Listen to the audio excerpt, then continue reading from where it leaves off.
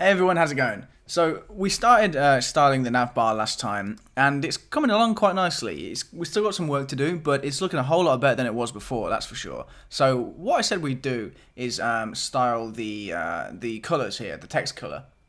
So what we're going to do first is go back to here.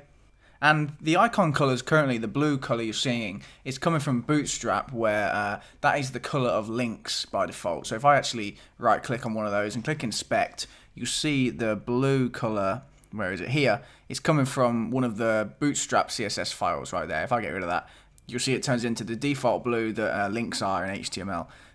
So that's where the blue is coming from. So what we're going to do actually is go to our style sheet. So I clicked on the sources tab. I'm going to go to the very top, and then we're going to style the anchor tags. We're going to say A, and then put the curly brackets on, and this will apply the color to all anchor tags.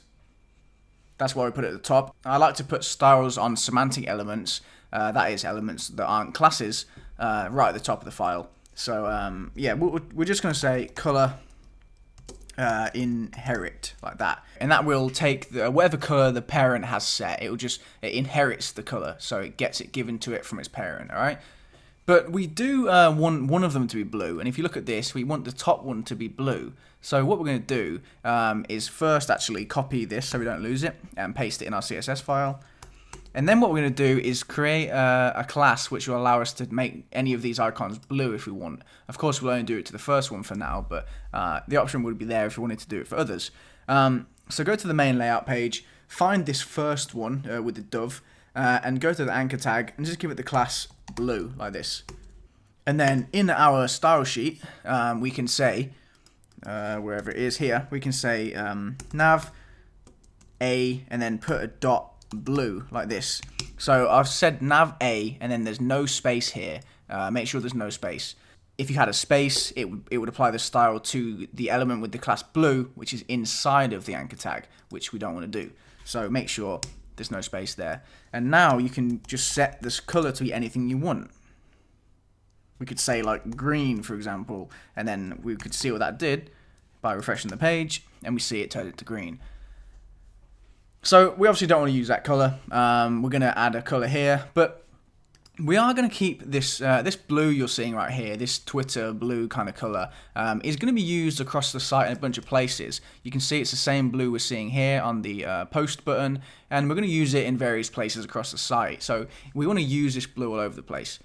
So we want to kind of remember this value. So what we're going to do is create a CSS variable, and that allows us to just use that same color repeatedly in different places.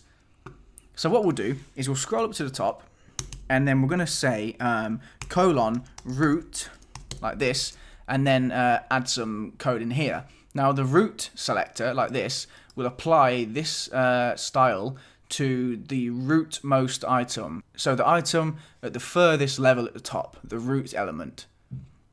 Okay, now in an HTML page, that is the HTML tag, so it is actually identical to this. It's the same thing. So you could do that if you wanted to, but the common convention for creating CSS variables is by specifying root. So like I said, exactly the same, but we're going to use root. That's kind of the way to do it. Okay, so what we're going to do is declare that blue, and you can declare CSS variables using -- and then the name of it. So we're going to say blue, and this will just be our blue. You could call it Twitter blue if you want to, or whatever, but we're going to say blue, and I've got the value of that blue written down, so 1FA 2F1. Okay, so now we've got that blue color. You can see it right there. On Visual Studio Code, you can see the preview of the color right there. But we're going to declare a bunch of colors here throughout the course, so this is a great thing to have going for us. So let's go ahead and use that blue. Now, how do we use a CSS variable? Well, it's actually really simple. We're going to just say var, and then in parentheses, you put the name of the variable. So ours is -- blue, like this. And it will use whatever that is. So let's say, for example, we had 1,000 lines in this CSS file, and this blue was used in a bunch of places, and then we decided one day that we're going to change this color to something else, maybe a different shade of blue. By doing it this way, it means you wouldn't have to go and change every single occurrence of that color. We just change it here in one place, and then all the rest would just take that updated value. So It's really good to use this kind of thing. So what I'm going to do is refresh the page, and you see it's blue right there. So what I'll do also real quick is get rid of this underline that we get when we hover over the links. By default, anchor tags have underlines when you hover over them, so let's get rid of that. So right at the top, underneath this anchor tag style, we're going to say a:hover. This will apply this style to the anchor tags when it's hovered over. So what we're going to do is say color inherit, because at the moment when you hover over an anchor tag, it takes a different color. We don't want that.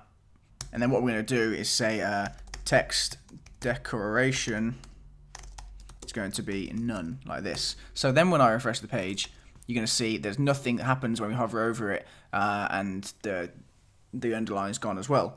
But we do want to do something when we hover over it. We're going to do something like this.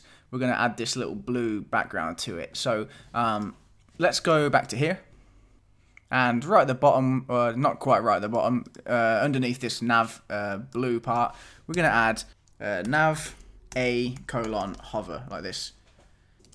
And then in there, we're going to say background color. It's just going to be a color we'll define in here. We'll just say D4EDFF.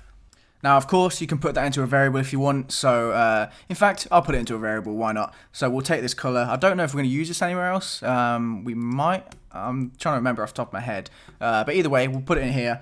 What we'll do is we'll say, we'll call this button hover BG or something for background. Button hover BG, and we'll just paste that in there like that. So now we have this color. So to use that, we're just going to say var -- button hover BG.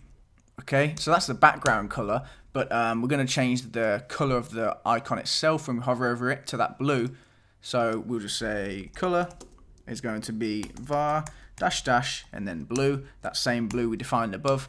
And the last thing is going to be border radius 50%, which will give us the rounded corners and essentially create this little circle for us. So save that and let's see how that looks.